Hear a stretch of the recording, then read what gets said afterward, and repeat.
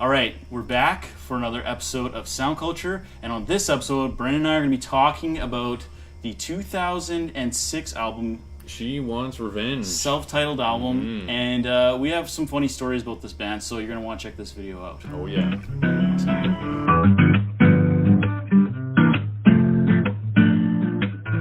Hello. All right, we're back for another episode of Sound Culture. I'm Tim, I'm Brendon. and today we're talking about She Wants Revenge, the self-titled debut album. their 2006 album that they put together, and they actually self-produced this one, which seems to be a trend lately on our Sound Culture videos. We've been talking about a lot of self-produced albums. Yeah, absolutely.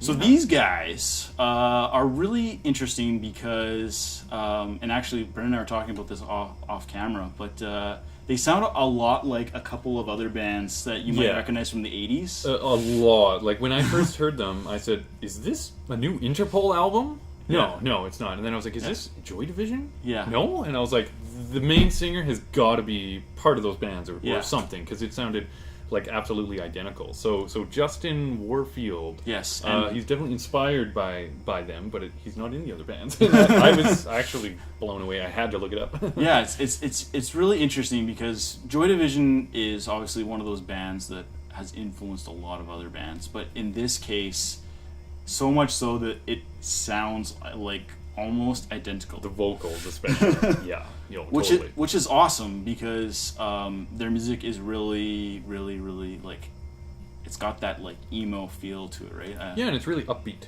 and it's really catchy. Yeah, and there's some really good singles out there like These Things and Out of Control. yeah, right? or the one that everyone knows, Tear You Apart. Yeah, the one that kind of made them their money. It got them. It skyrocketed them into like, instead of being a one-hit wonder, they're being like a actual.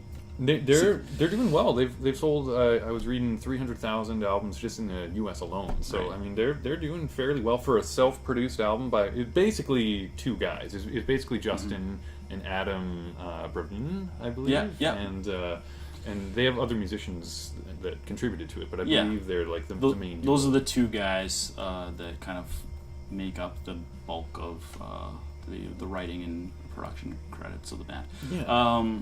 So some other things are really interesting about these guys that you may or may not know. They have toured with Depeche Mode and Placebo, which again, just another demonstration that they sort of fit that genre, I guess, or like particular sound.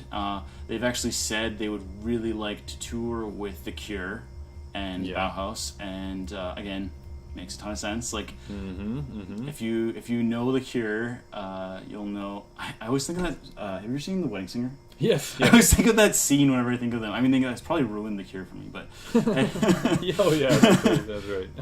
right. Anyway, so when these guys were really popular back in 2006, I just remember listening to like this album, and then their follow-up album over and over again. And I think it's sort of a testament to the fact that at that time period, you had bands that indie pop, that indie dance punk. Back when indie was still cool. Super cool at the time. Like, we did an album review on Postal Service. This is around the same time, right? Oh, yeah. Yeah, so, the bands like The Bravery and Hot Hot Heat and, like Brendon said, Interpol were all similar acts at the time that She Wants Revenge was popular. Yeah, it was like kind of like a new genre, but these guys kind of took it another step forward, I think, because they're considered to be gothic and dark wave. I never even heard of dark wave as a genre before I heard these guys. So I guess it's a darker version of a new wave. Yeah, it's dark new age, but I loved it. I thought the music had a lot of energy to it, and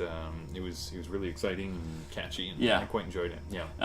They've also done some really interesting things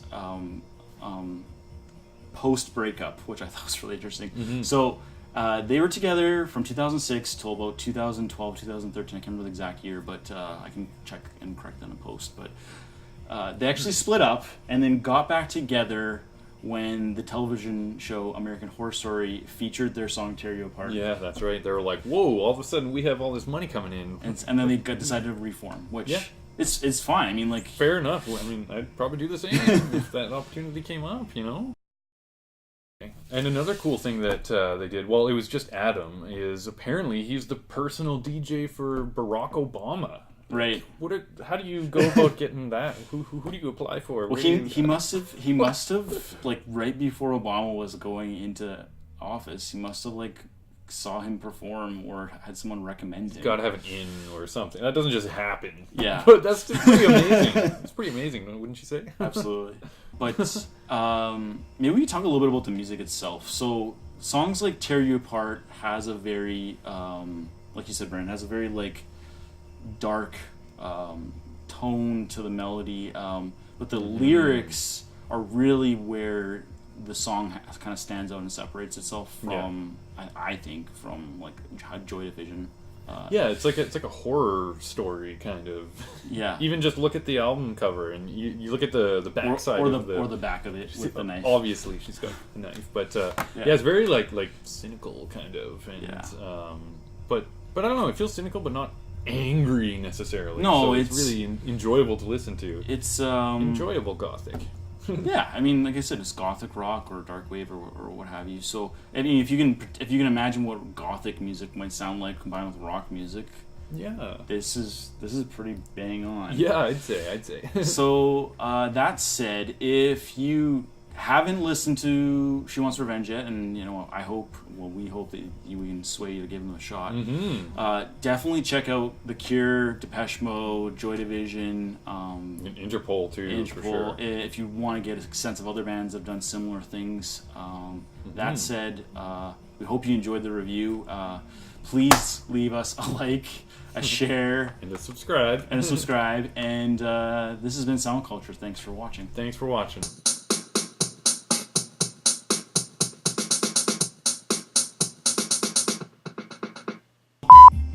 Volume 15%. There